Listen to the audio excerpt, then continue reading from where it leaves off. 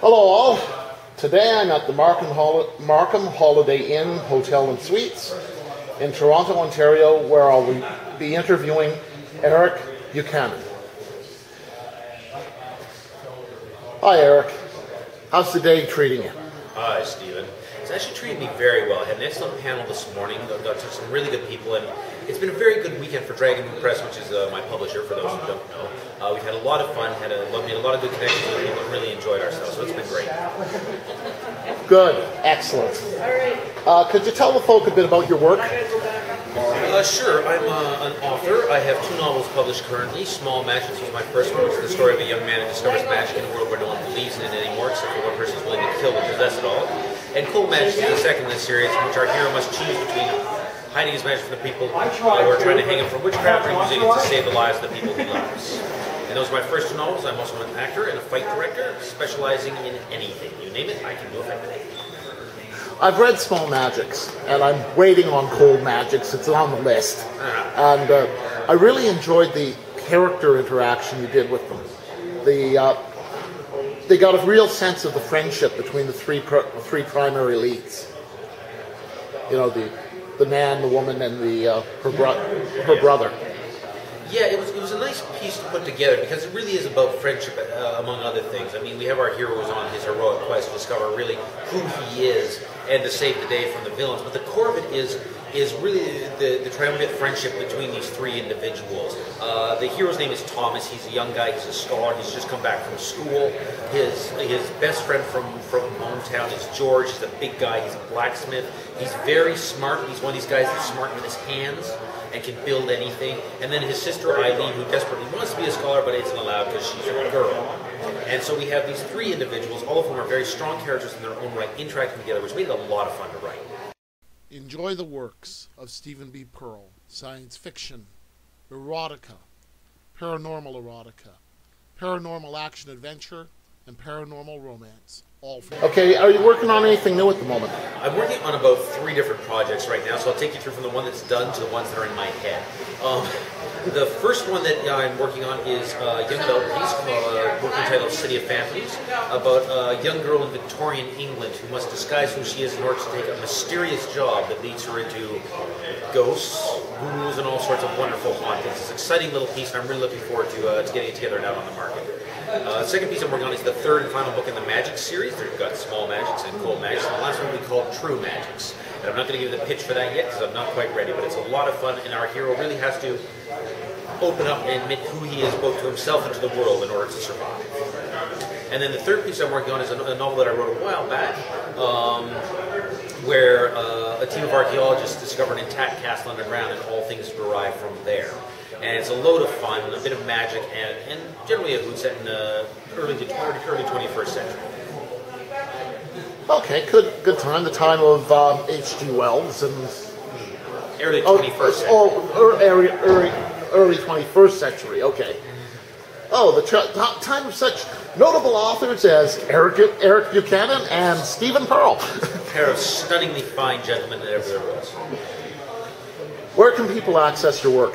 You can get my book through almost any local bookstore. Just go in and say, I'd like to order Small Magic from Dragon Moon Press. They can look it up online. Of course, everything is available from Amazon.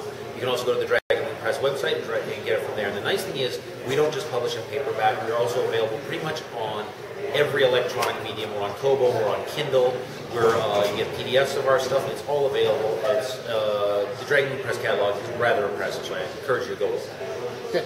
What's your formal education, and how much does it influence your writing? I have a Bachelor of Fine Arts in Theatre from the University of Regina, certificate in fundraising and volunteer management, and another certificate in communications and marketing. So my answer is, and I'm also trained as a fight director, a black belt, and a few other things. So my answer is varied is my formal education. And I really think everything informs you. The greatest thing I got out of my education in theatre was the concept of intention. Knowing what a character wants is the key to making characters interesting. And so in my writing, knowing what that character wants as they're going forward is what makes them a compelling person to watch and listen to. And marketing's really helped when it comes to pitching your books to editors. From your education, I'm guessing you have a varied job history.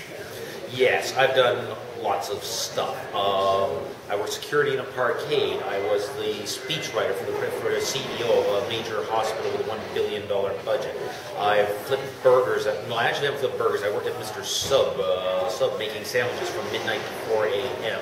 I was the equipment coordinator for the ALS Society of Canada, dealing with people with amyotrophic lateral sclerosis in their final stages of life to ensure they stay comfortable as they die, because ALS has no cure. So yes, I have a very wide and varied job history, and it's all really helps to inform your work and really makes things fun. Do you ever use people that you've worked with in altered form in your books? One should never use people that one works with in altered forms in one's book for being sued. However, if the characters happen to have personality traits of people that I work with, that can be helped. So the short answer is yes and no. I never set out to use a certain person, but everything that we learn, everything that we do, everything we feel informs our work. So yes, that does come out. You do find body types or personality types appearing in your work, and you go, oh yeah, that's so-and-so. But I will never mention who. Okay, how heavily do you draw on your own life experiences for writing? Well, it's hard because I write fantasy, so I can't really talk about my time living in Renaissance Europe or Victorian England.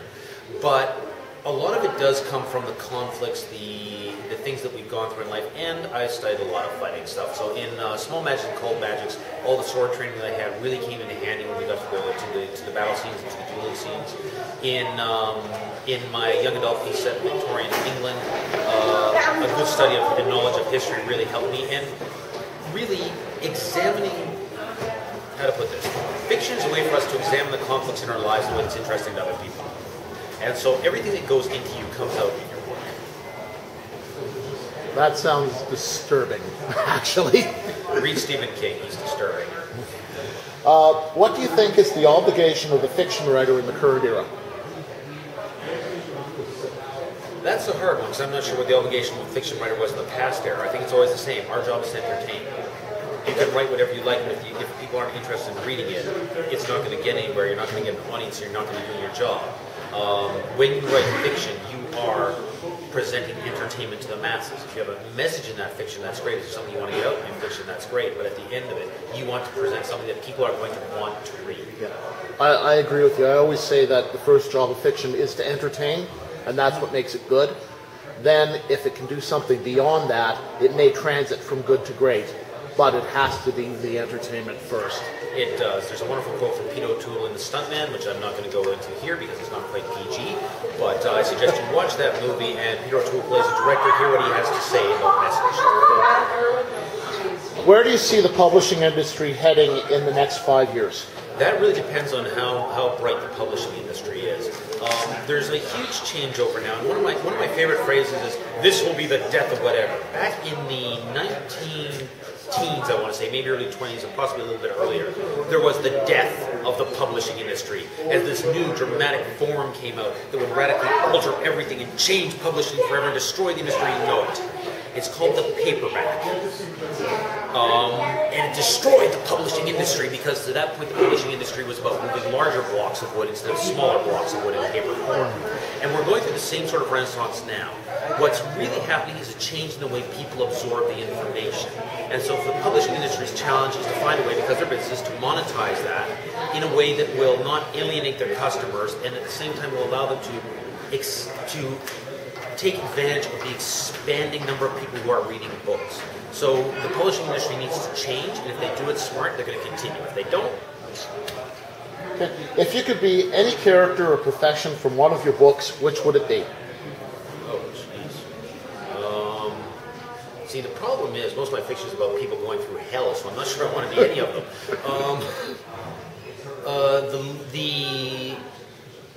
In my new series that I'm working on, the City of Phantoms, the young adult piece that I've written, not the lead character, but the person that the lead character is apprenticed to is really cool. And I don't want to say more than that because that'd give away the book, but yes, so that character. Can you give us a web address where we can get more information about you?